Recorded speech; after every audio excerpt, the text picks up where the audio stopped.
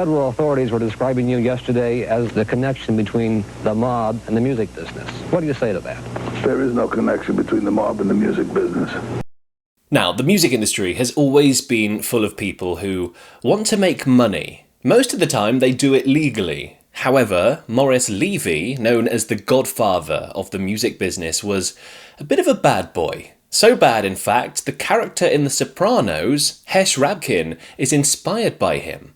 Stealing millions in songwriting credits, extortion, and rubbing both Tommy James and John Lennon up the wrong way. This is the story of the mobster who owned a record label. Massive thanks to my viewer Andy for requesting this video. I've had a blast learning about all of this. If you want to request a video yourself, the link is in the description. Now, our story starts in Harlem, New York. Levy was born in 1927 to a Jewish family. He had a bit of a troubled upbringing, so much so that by the time he had turned 13, he had quit school and run away to Florida, of all places. It was there that he got involved in the music scene, working in nightclubs. Through this nightclub scene, he managed to network with a range of, let's call them questionable characters. He eventually managed to convince his allegedly but not confirmed mobster friends to open up a new club back in New York and to let Levy run it. Desperate to prove himself and make as much money as possible, he got to work. The club was named the Cock Lounge, and it was a hit, so much so that it began attracting famous musicians like Dexter Gordon and Charlie Parker, who drove up the revenue with performances there. The success of his first club meant he was able to set up a new one, Birdland, in 1949. His time there taught him something valuable. If you get your name in songwriting credits of a popular song, you can make a ton of money. This realization inspired his next business venture.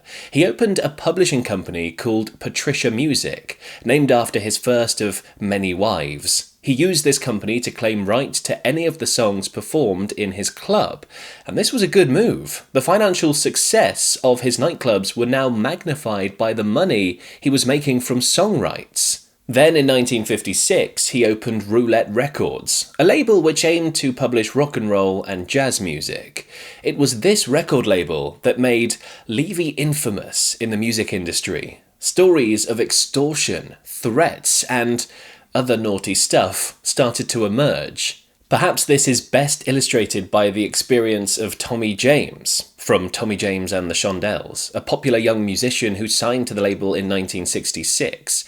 His hit song Hanky Panky had attracted the attention of Levy, and he quickly started the work to get him on board. My baby does a hanky panky, yeah, my baby does a hanky panky.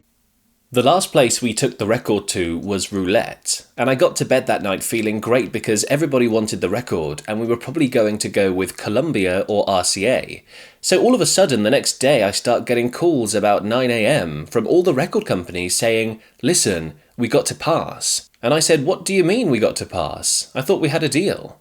Finally, Jerry Wexler out of Atlantic leveled with us and said Morris Levy called all the record companies and said, "This is my record, back off." He scared everybody and they backed off. And that's quite literally how we ended up on Roulette. I mean, that says it all, doesn't it? Some of the biggest labels at the time backing down at Levy's request. Now, Roulette Records was by no means a big record company. It was purely through threats that Levy managed to get them to back down. James's experience on the Levy Express didn't improve from there. Even something as simple as getting paid became an impossible task. Levy allegedly didn't believe in royalties for his musicians. And if James needed money, the mobster would simply pull it out of a brown paper bag and hand it to him, which of course sounds legit. Could James have held his ground and demanded payment properly though? Well, it probably wasn't advisable.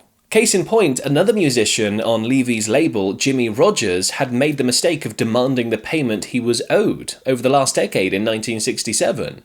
Not long after, he was found at the side of the road, beaten with a fractured skull.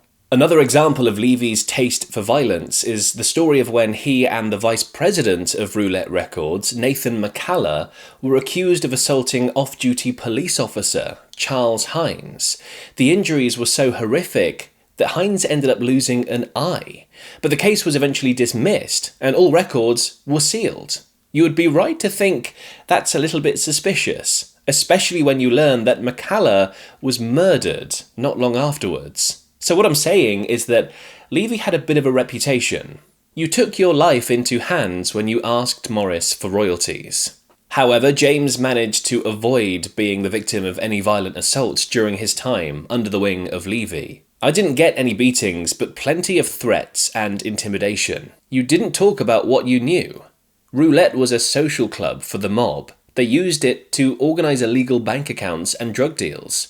Trailers were parked up all day unloading who knew what. I'm trying to have a pop career with this terribly dark and sinister story going on, which could never be discussed.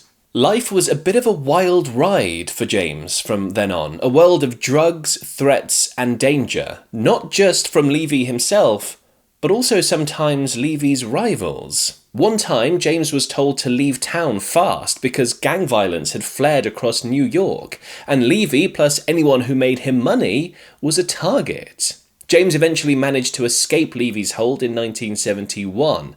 By the way, if you want to get your name displayed in my YouTube videos as a supporter of this channel, you can go to patreon.com/musicmongoose. Link is in the description too.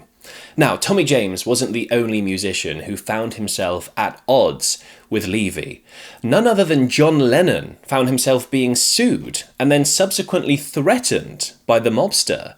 It started with Levy claiming that John Lennon and McCartney, their song Come Together, infringed on the copyright of Chuck Berry's You Can't Catch Me, which Levy's publishing company owned. Here come a flat top, he was moving up with me. Here come old flat top, he come grooving up slowly. In an attempt to stop the case going to court, John Lennon did something unusual. He agreed to record 3 of Levy's classic rock songs, which would be released on an upcoming rock and roll oldies album. Having the star power of John Lennon behind songs that Levy owned would obviously be a huge money maker. Levy kept pestering, and eventually Lennon sent him a rough version of the recordings. He informed Levy that these were not the final versions and that they should in no way, under any circumstances, be released yet.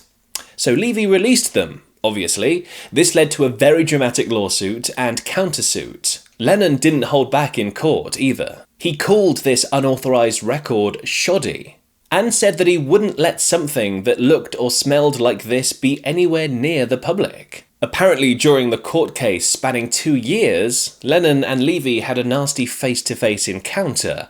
Levy invited Lennon to his farm to use it as a rehearsal space. May Pang, Lennon's girlfriend at the time, was in attendance and spoke to Tommy James.